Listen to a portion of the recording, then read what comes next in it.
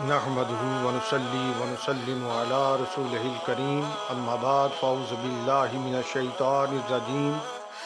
بسم اللہ الرحمن الرحیم الحمدللہ رب العالمین صدق اللہ مولانا العظیم اللہم صلی علی سیدنا و مولانا محمد وعلی آل سیدنا و مولانا محمد وبارک وسلم وصلی علیہ۔ Y N Islamic info channel پہ یاسر نصیر مجددی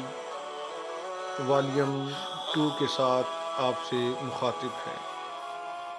برادران اسلام، فتنوں کے اس پراشوب دور میں وارداتیے، بہروپیے، انسان نما شیاطین، زہریلے سانپ آستین کے کس انداز میں اہل ایمان کے ایمان پر ڈاکہ ڈال رہے ہیں، ان کو عیاں کرنے کا سلسلہ جاری ہے۔ آج آپ کے سامنے احادیث مبارکہ پیش کی جائیں گی، جن کی روشنی میں پھر ان کے مکروہ چہرے آپ کے سامنے بے نقاب کیے جائیں گے۔ حضرت عبداللہ بن عمر ابن العاص رضی اللہ عنہما بیان کرتے ہیں کہ میں نے رسول اللہ صلی اللہ علیہ وسلم سے سنا، آپ صلی اللہ علیہ وسلم نے فرمایا، اللہ تعالیٰ علم کو اس طرح نہیں اٹھائے گا کہ لوگوں کے سینے سے نکال لے، بلکہ علماء کو ایک ایک کر کے اٹھاتا رہے گا، یہاں تک کہ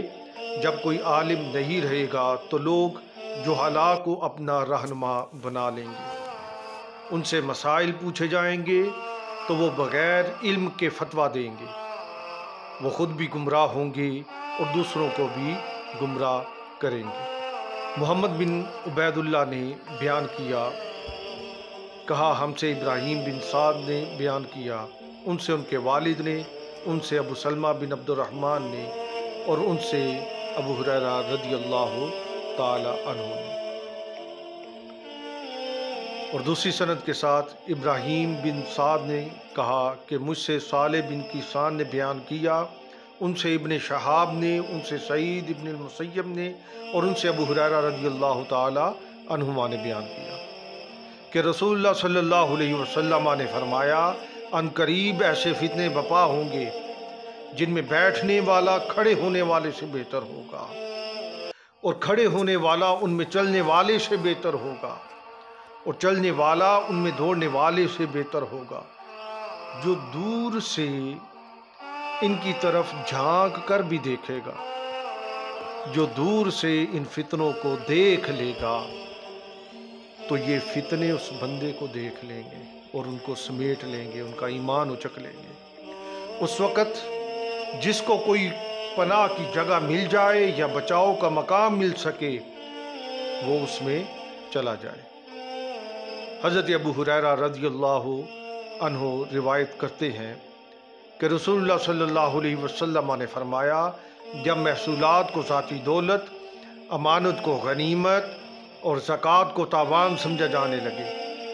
غیر دینی کاموں کے لیے علم حاصل کیا جائے گا، مرد اپنی بیوی کی فرما برداری کرے گا اور اپنی ماں کی نافرمانی، اپنے دوست کو قریب کرے گا اور باپ کو دور، مسجدوں میں آوازیں بلند ہونے لگیں گی، قبیلے کا بدکار شخص ان کا سردار بن بیٹھے گا اور ذلیل آدمی قوم کا لیڈر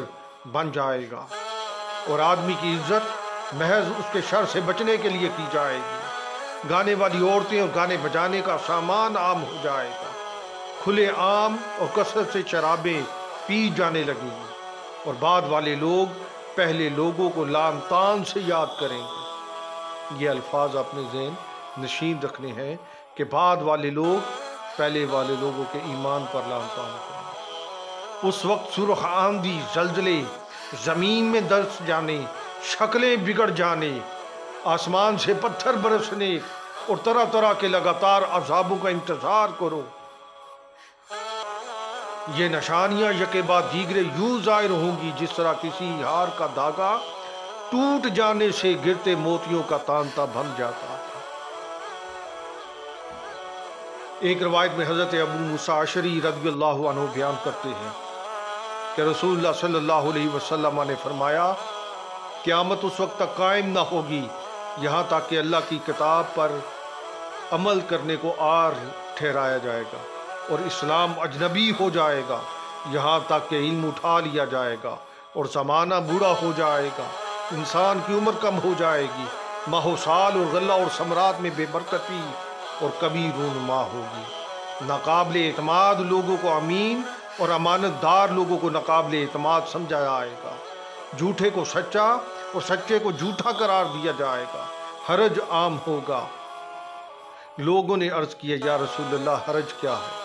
آپ صلی اللہ علیہ وسلم نے ارشاد فرمایا قتل، اور یہاں تک کہ اونچی اونچی عمارتیں تعمیر کی جائیں گی اور ان پر فخر کیا جائے گا، یہاں تک کہ صاحب اولاد عورتیں غمزدہ ہوں گی اور بے اولاد خوش ہوں گی، ظلم، حسد اور لالچ کا دورہ ہوگا، علم کے سوتے خشک ہو جائیں گے اور جہالت کا سیلاب امڑ آئے گا،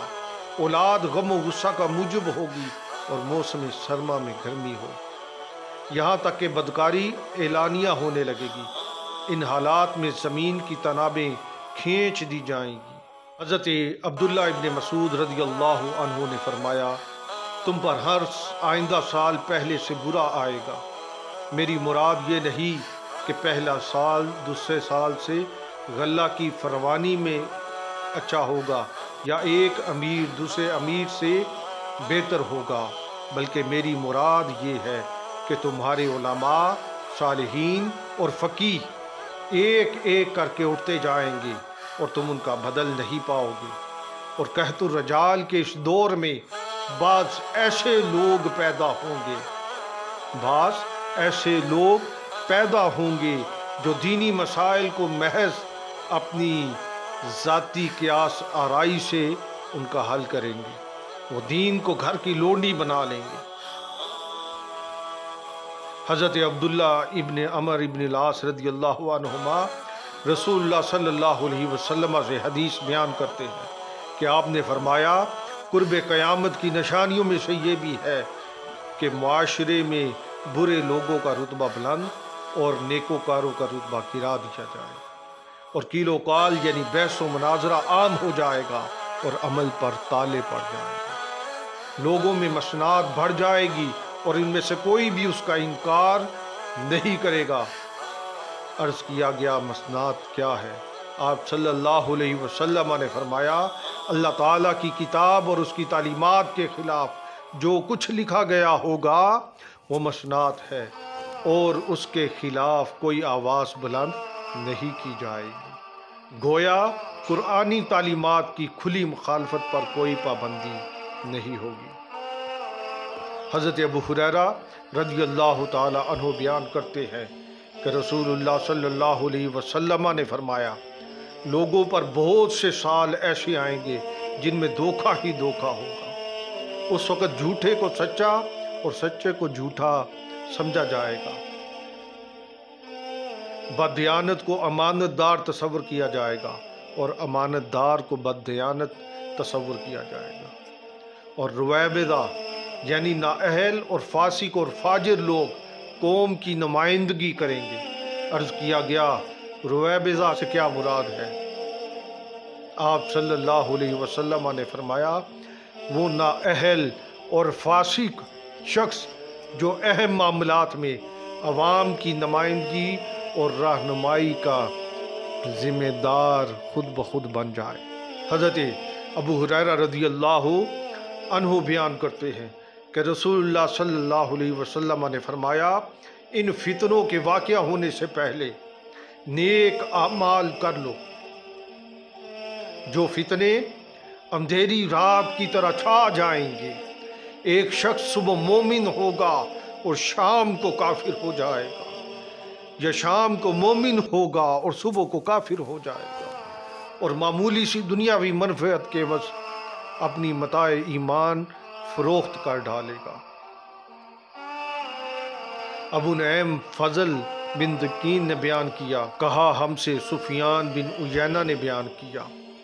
ان سے ظاہری نے، اور دوسری سند میں امام بخاری رحمۃ اللہ تعالی علیہ نے کہا اور مجھ سے محمود بن غیلان نے بیان کیا، کہا ہم کو عبد الرزاق نے خبر دی، انہیں معمر نے خبر دی،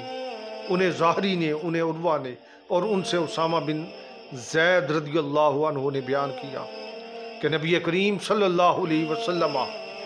مدینہ کے ٹیلوں میں سے ایک ٹیلے پر چڑھے، پھر فرمایا کہ میں جو کچھ دیکھتا ہوں تم بھی دیکھتے ہو؟ لوگوں نے عرض کی یا رسول اللہ نہیں۔ نبی کریم صلی اللہ علیہ وسلم نے فرمایا کہ میں فتنوں کو دیکھتا ہوں کہ وہ بارش کے قطروں کی طرح تمہارے گھروں میں داخل ہو رہے ہیں۔ یہ الفاظ بھی آپ نے ذہن نشین رکھتے ہیں کہ بارش کے قطروں کی طرح تمہارے گھروں میں داخل ہو رہے ہیں۔ حضرات گرامی، انشاءاللہ العزیز تیسرے والیوم میں ان کی روشنی میں انسان نما شیاطین